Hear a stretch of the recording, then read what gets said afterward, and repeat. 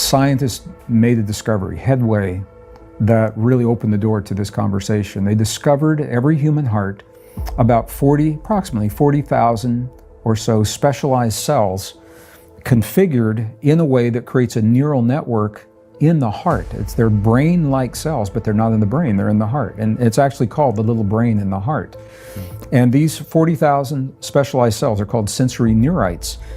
What they found, what the scientists discovered, is that these cells think independently of the cranial brain. They feel and they remember independently of the cranial brain. Every experience that we have, even this one right now, I'm registering this experience in two places. This is a good experience, so it's not a problem. I'm registering it in my mind, in my cranial mind, as well as in my heart.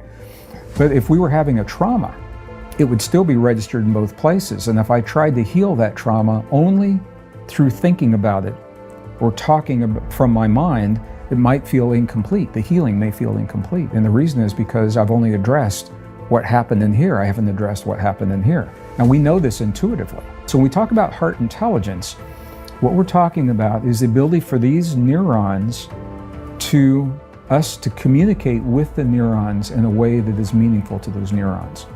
So earlier in this conversation, we talked about having experiences where we don't know what the answer is. There's nobody to ask. Everyone gives us a different answer. We can't Google an answer.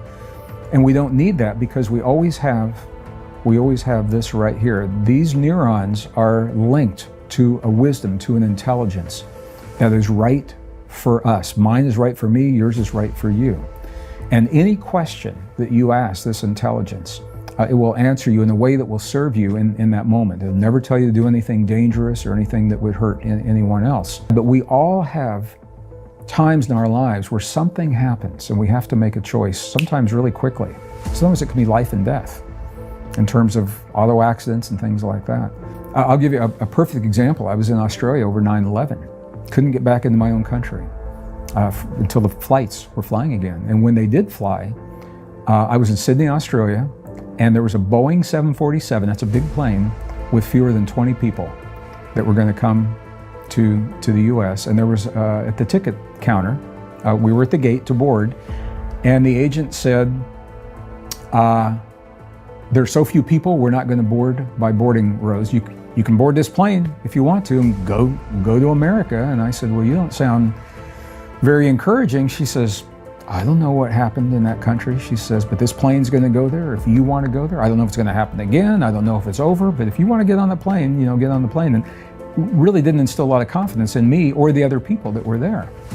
And I said, hold that thought, just wait a minute. And I stepped around the corner, and there's a technique where you can you touch your heart like this. And when you touch your heart, your awareness will always go to the place where you feel the touch. So when you call your attention into your heart center in this way, and you slow your breathing, just a few breaths slower than usual. When you slow your breathing, it tells your body that you are safe. You're in a place that's safe. And when you're safe, and you feel safe, it's a switch. It's like an emotional trigger that frees the rejuvenating and the healing chemistry in the body, because the stress and survival chemistry is not needed if you feel safe. So when you slow your breathing and focus in your heart, that is the doorway, and shamans will do this all the time. Monks, nuns, you see them do this all the time, to that heart intelligence. And I asked my heart, is this a safe flight for me to take? Because my head, if you ask your head, this is so interesting scientifically, because the brain's a polarity organ, left and right brain. And there's always going to be a right and a wrong, good and a bad, success, failure. And if you ask your brain a question under pressure, your brain will go through the logic and the ego loops that will keep you from making the answer. When you ask your heart, the heart's not a polarity organ. So you consciously free yourself from those loops into what is called heart intelligence. And generally your heart will answer. Your heart knows you very well. It's been with you a long time. Your heart will answer before you even finish the question. And my heart told me, and it wasn't woo-woo, airy-fairy stuff. I mean, these are neurons that understand and are cutting through, all the static that would come from this. And I felt like it was a good flight. I took that flight. I got back to LA, I came back to a very different country, and there were only 9 flights to my home in New Mexico through the Albuquerque airport. And I was on one of those 9 flights, and because I trusted my heart, I got home that day. Other people were freaked out. They said, maybe they know something we don't. Maybe they had a briefing and they're not telling us, you know, and they stayed until they felt like it was safe.